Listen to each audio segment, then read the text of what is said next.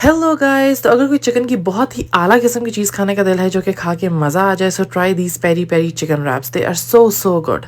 Chicken लिया है, सारी की सारी स्पाइसेस डाली हैं जो कि रिटन है इन द कैप्शन और स्क्रीन पे भी लिखी हुई आ रही हैं। थोड़ा सा लेमन जूस डाला है, थोड़ा ऑयल डाल के इसको मैरिनेट कर लिया है।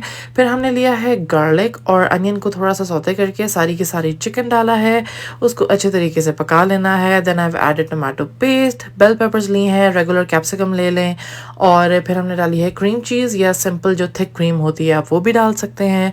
और हमने बनाई है ज़बरदस्ती स्पाइसी सॉस, मेयो ली है, चिली गार्लिक सॉस ली है, पार्सली डाला है और ब्लैक पेपर ली है। थोड़ा सा पानी डाल के इसको थिन कर लिया है और टोर्टिया रैप लिए हैं, उसके अंदर चिकन की फिलिंग डाली, लेटस रखी, थोड़े से फ्राइज़ मैंने रखे, हमारी ज़बरदस्ती सॉस डाली और इसको आला से किस्म का हमने ज़बरदस्त सा रैप कर लेना है।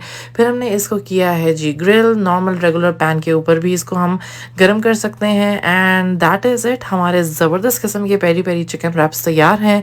डू ट्राई इट गाइस, बहुत बहुत फिट बनते हैं एंड बहुत ईजी हैं। बाय।